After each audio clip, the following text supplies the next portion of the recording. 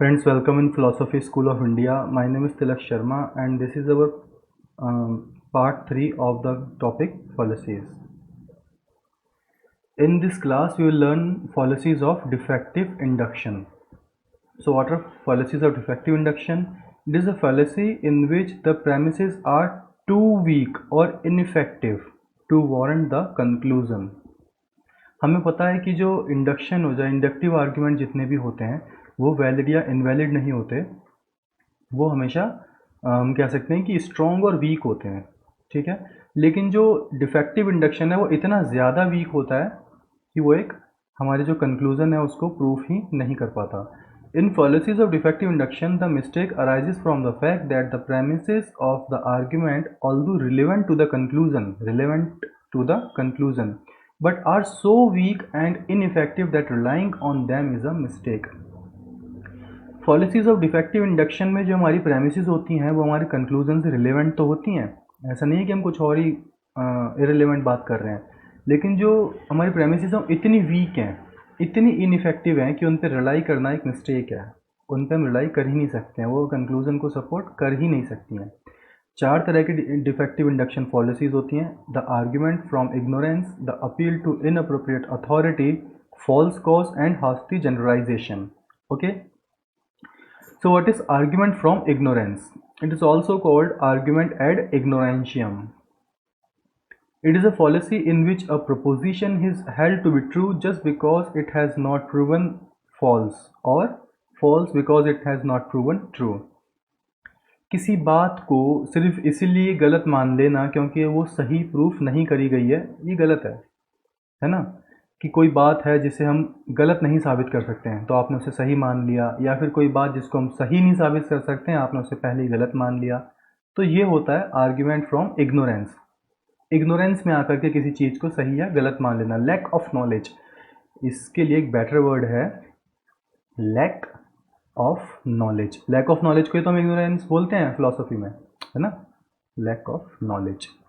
तो lack of knowledge की वजह से हम किसी चीज़ को गलत नहीं साबित कर पाते, तो इसका मतलब ये नहीं है कि हम उसको सही मान लें, और लैक ऑफ नॉलेज की ही वजह से हम किसी चीज़ को सही नहीं प्रूफ कर पाते, तो इसका मतलब ये नहीं कि हम उसे गलत मान लें, ठीक है।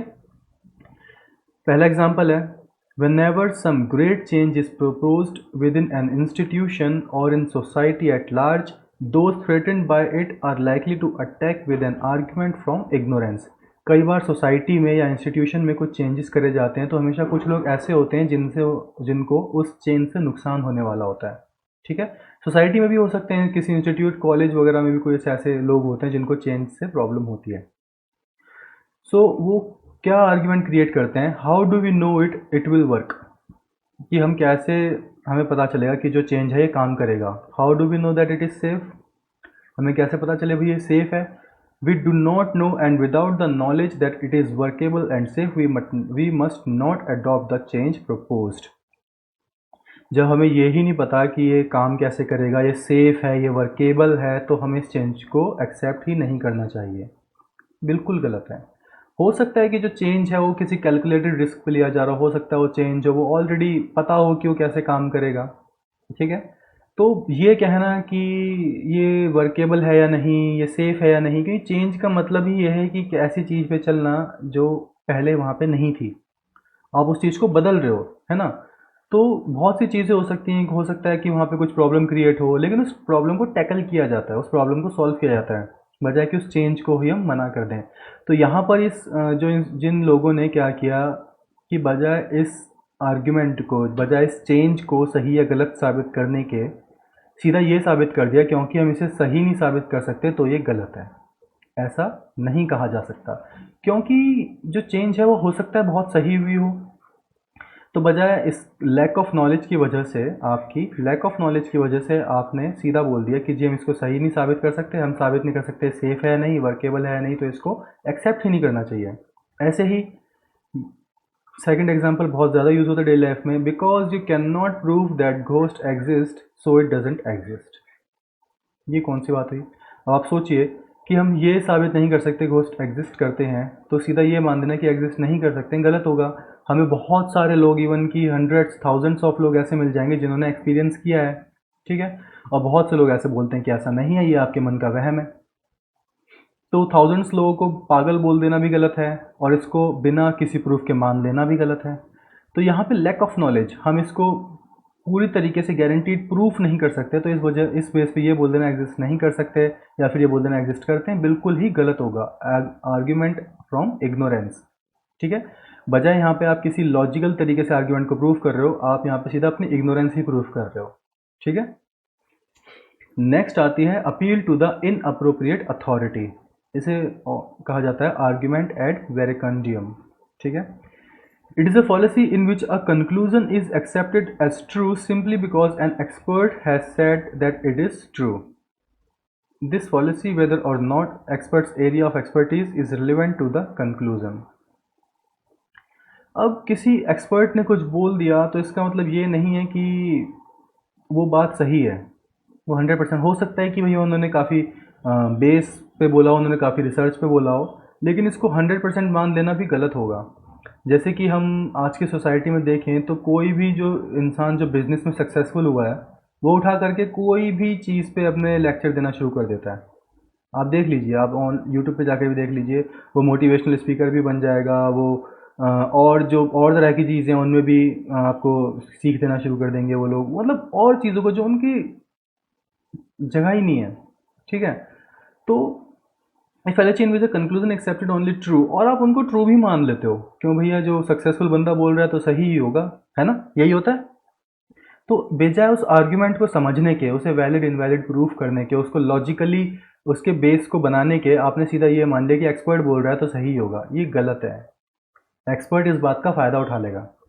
अब कई बार किसी हम पर्टिकुलर फील्ड में भी देख सकते हैं, चाहे वो एजुकेशन का फील्ड हो, कॉर्पोरेट फील्ड हो, कि एक्सपर्ट बोल रहा है तो सही होगा, ऐसा गलत है, ठीक है।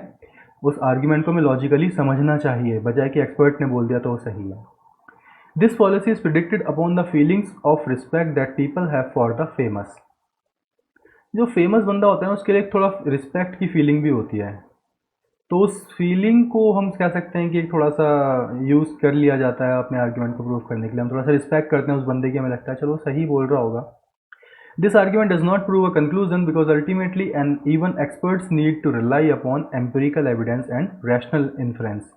जैसे कि यहाँ पे बताया था कि इवन एक्सपर्ट्स को भी एम्पिरिकल एविडेंस और रैशनल इन्फ्रेंस पे बेस आर्ग्यूमेंट क्रिएट करने पड़ते हैं, और एम्पिरिकल जो एविडेंसेस होते हैं वो कई बार चेंज होते हैं। एम्पिरिकल तो इन्हें इसीलिए बोला जाता है क्योंकि वो एक्सपीरियंस पे बेस्ड है, और एक्सपीरियंस हमेशा चेंज होते रहते हैं। आज हमने कुछ सीखा, कल हमने कुछ नया सीखा, परसों हमने कुछ और नया सीखा, तो उसके बेस पे हमारे एविडेंस भी चेंज होते रहते हैं, ठीक है। तो इस बेस पे मान लेना किसी एक्सपर्ट ने रिसर्च करके बोला है तो वो गलत होगा, इन अप्रोप्रिएट अथॉरिटी, ठीक है। Care must be taken in determining whose authority it is reasonable to rely on. You cannot appeal to the options of a great artist such as Picasso to settle an economic dispute.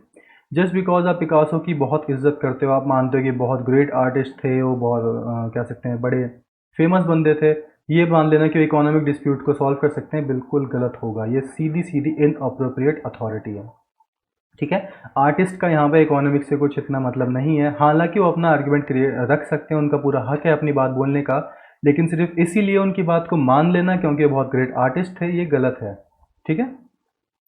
The most blatant examples of misplaced appeal to inappropriate authority appear in advertising, like TV anchor becoming doctor and testimonials and automobile ads by actors and cricketers. आपने बहुत ज़्यादा add देखा होगा इसका Sensodyne toothpaste का, कि कोई भी बंदा एक वाइट कलर का कोट पहनता हो, जी मेरी झंझनाहट दूर हो गई दांतों की, है ना, और मान लेते हैं कि ये तो बोल रहे हैं तो सही होगा। दूसरा डॉक्टर पहन के आते हैं, जी आप ये एक पेन किलर वॉलिनी बहुत अच्छा है, डॉक्टरों ने तो बोला है कि ये बहुत ही अच्छा है, हमेशा डॉक्टर इसे ही लिखते हैं। इसी तरह ऑटोमोबाइल ऐड में आप देख लीजिए, क्रिकेटर्स से या अदर एक्टर्स से ऐड करवाते हैं कि ये बाइक बहुत ही अच्छी है, ये इंजन ऑयल बहुत ही अच्छा है, वगैरह चीज़ें। तो बजाय उन चीज़ों को यूज़ करके समझने के, बजाय उन चीज़ों के इंग्रेडिएंट्स से उनको समझने के, हमने क्या किया कि कोई एक्टर, क्रिकेटर या फिर कोई ऐसा एक्टर जो डॉक्टर बन के बैठा है वो बोल रहा है तो हमने उसको सही मान लिया, सीधी सीधी इनअप्रोप्रिएट अथॉरिटी है, ठीक है। नेक्स्ट आते हैं false cause, also called argument non causa pro causa. It is a fallacy in which something that is not really the cause of something else is treated as its cause. Also known as the fallacy of mistaken cause or false cause.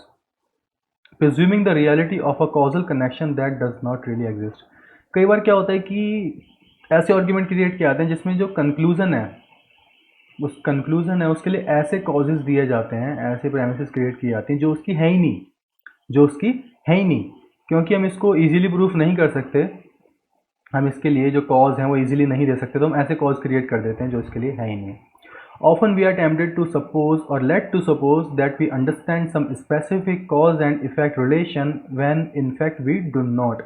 कई बार हमें बोल दिया जाता है कि किसी चीज़ को लेकर के लाइक बहुत सारे सुपरस्टिशंस ऐसे होते हैं कि जी तुम्हें तो पता ही है ऐसा होता है, ठीक है, तो बजाय उस जो बात है उसको प्रूफ करने के एक ऐसा कॉज दे दिया जो कि प्रूफ ही नहीं किया जा सकता। आपको बोल दिया आपको तो पता है, तो कॉमन सेंस है, तो सबको पता है ऐसा तो होता ही है, ठीक है ना, ये कोई कॉज नहीं हुआ उस कंक्लूजन का, ठीक है। एक सही तरीके से उसको वैलिड प्रूफ करने की बजाय आप ये नहीं बोल सकते कि ये जो तो वेल नोन है ऐसा तो होता ही है। Example is I only failed my logic exam because I am Pisces and my professor is Leo. अब यहाँ पे देखिए इन दोनों बातों का कोई कनेक्शन नहीं है। एक कंक्लूजन कि आप फेल हुए हो ये तो चलो जी एक फैक्ट है, ठीक है, आपका लॉजिक एग्जाम फेल हुआ है, लेकिन इसके लिए ये कॉज बना लेना कि क्योंकि आपकी जो एस्ट्रोलॉजिकल साइन है, जो आपकी राशि है वो पेसिस है और आपके प्रोफेसर के लियो है, इसीलिए आप फेल हो गए, इसका कोई कनेक्शन नहीं है। आपने एक ऐसा फॉल्स कॉज उठा लिया अपने कंक्लूजन के लिए जो कि उसका कॉज था ही नहीं, ठीक है। इस जो फॉलिसी है फॉल्स कॉज, इसकी दो कैटेगरीज और होती हैं, कौन कौन सी? एक होती है post hoc ergo propter hoc, after this because of this, और दूसरी होती है स्लिपरी स्लोप। तो इसका मतलब क्या होता है? Post hoc ergo propter hoc, it is a policy in which an event is presumed to have been caused by a closely preceding event. जब भी कोई बात होती है, जब भी कोई चीज़ कह सकते हैं हम, कोई एक्शन या फिर कोई भी एक इवेंट हो जाता है, तो उससे जस्ट पहले जो चीज़ हुई होती है हमें लगता है कि इसकी वजह से ये हुआ है। Example, there is a lightning strike happen just after you sneeze, so your sneeze was the cause of that lightning strike. आपने छींका और आसमान में बहुत ज़ोर से बिजली कड़की, तो ये कह देना कि आपने छींकने की वजह से बिजली कड़की है तो बिल्कुल ही बेकार की बात होगी, ठीक है, क्योंकि आपके छींकने का और बिजली कड़कने का कोई कनेक्शन नहीं है। लेकिन क्योंकि जस्ट आपके छींकने के तुरंत बाद ही बिजली कड़की, तो हमने कह दिया कि जो आपके छींकने की वजह से हुआ है। कई बार ऐसा होता है कि आप देख लीजिए अपने डे लाइफ में भी कि कई बार जो सिचुएशंस होती हैं वो जस्ट आफ्टर किसी ऐसी सिचुएशन की होती है, हमें लगता है कि जी because of this therefore this. बिल्ली ने रास्ता काट दिया, आपका कोई काम बिगड़ गया, तो जी बिल्ली ने रास्ता काटा था इसीलिए मेरा काम बिगड़ गया, मेरी अपनी मेहनत किसी काम की नहीं थी, वो बिल्ली रीज़न थी कि मेरा काम खराब हो गया, ठीक है। आप just after this because of this यहाँ पे अप्लाई कर रहे हो। दूसरा होता है slippery slope. Slippery slope is a fallacy in which change in a particular direction is asserted to lead inevitably to further changes in the same direction, ठीक है। इसमें क्या होता है, स्लिपरी स्लोप का मतलब होता है ये ऐसे। हम क्या करते हैं कि यहाँ पे अगर कोई आर्ग्यूमेंट क्रिएट हुआ है, यहाँ पे कोई सिचुएशन क्रिएट हुई है, तो वर्स वर्स वर्स होते होते यहाँ तक आ जाएगी। Example, if today you will steal a pencil, tomorrow you will steal money, then you will become robber, then you will start killing people for money, ठीक है। हमारे पेरेंट्स या हमारे टीचर ने बहुत बार बोलते हैं कि आज तुमने एक पेंसिल चुराई है तो कल तुम पैसे चुराओगे, तो परसों तुम एक चोर बन जाओगे, रॉबर बन जाओगे, फिर तुम लोगों को मारना शुरू कर दोगे पैसों के लिए। ऐसा नहीं है, बच्चे ने एक पेंसिल चुराई है उसको मना कर दो बेटा, गलत बात, बस बात खत्म, ठीक है। आपने एक ऐसी स्लिपरी स्लोप क्रिएट कर दी कि आज तुमने पेंसिल चुराई है तो कल तुम्हें मर्डरर बन जाएगा। ऐसा बहुत होता है कि आज तुम ऐसा करोगे तो कल ऐसा होगा, तो परसों ऐसा होगा, फिर ऐसा होगा। ये कोई तरीका, आप एक किसी आर्ग्यूमेंट को वैलिड तरीके से, लॉजिकल तरीके से प्रूव करने के बजाय आपने एक स्लिपरी स्लोप क्रिएट कर दी कि ऐसा हुआ है तो फिर देखो जी ऐसा होगा ही होगा, ठीक है। यहाँ पर भी एक ऐसा कॉज दे रहे हो, यहाँ पर भी आप एक ऐसा कॉज दे रहे हो जो कि इस आर्ग्यूमेंट के लिए इनफ नहीं है, ठीक है। अगली है हास्टी generalisation. What is hasty generalization? It is a fallacy of defective induction in which one moves carelessly from a single case of a very few cases, ठीक है, single case of a very few cases to a large scale generalization about all or most cases. हमारे 2 या 3 जो हमारे experience हुए उनके base पे हम सारी चीज़ों को बेस कर दे मतलब क्या सकते हैं, जनरलाइज कर देते हैं। You have seen 2-3 teens fighting and instantly concludes that all teenagers are aggressive. आपने किन्हीं 2-3 टीनेजर्स को आपस में लड़ते हुए देख लिया और आपने क्या कहा कि जितने भी टीनेजर्स होते हैं, जितने भी जो नौजवान बच्चे होते हैं वो सारे के सारे एग्रेसिव होते हैं। ऐसा नहीं है, कुछ तो बेचारे बहुत ही शांत होते हैं, कुछ बहुत ही इंट्रोवर्ट टाइप के होते हैं। तो बजाय 2-3 टीन्स को देख कर आप ये कह सकते हैं, एक कंक्लूजन बना लेना कि सभी टीन एग्रेसिव होते हैं, गलत है। आपने खास जनरलाइजेशन कर दिया, 2-3 अपने एक्सपीरियंस के बेस पे आपने सभी को रख दिया। My uncle is smoking for many years and he does not have cancer, so smoking does not have smoking does not causes cancer. क्योंकि आपके अंकल काफ़ी समय से स्मोक कर रहे हैं, उनको कैंसर नहीं है, तो इसका ये मतलब बिल्कुल भी नहीं है कि स्मोक से कैंसर नहीं होता है। आपने क्या किया, एक केस को, अपने अंकल के केस को उठा करके आपने हास्ट जनरलाइज कर दिया कि जितने भी केसेस हैं स्मोकिंग के उनसे कैंसर नहीं होता। ठीक है, यहाँ पे भी आप सेम ही काम कर रहे हो, एक केस से सबको रिलेट कर रहे हो। हम कभी भी एक केस से सबको रिलेट नहीं कर सकते हैं। ठीक है, so that's it for today guys. Today we have learn about policies of defective induction. हमें पता है कि इंडक्शन हमेशा स्ट्रॉन्ग और वीक होता है, तो जब भी हमारी प्रेमिसेस कह सकते हैं इनफ बेस क्रिएट नहीं कर पाती कंक्लूजन के लिए, तो वो फॉलिसीज ऑफ इंडक्शन होता है।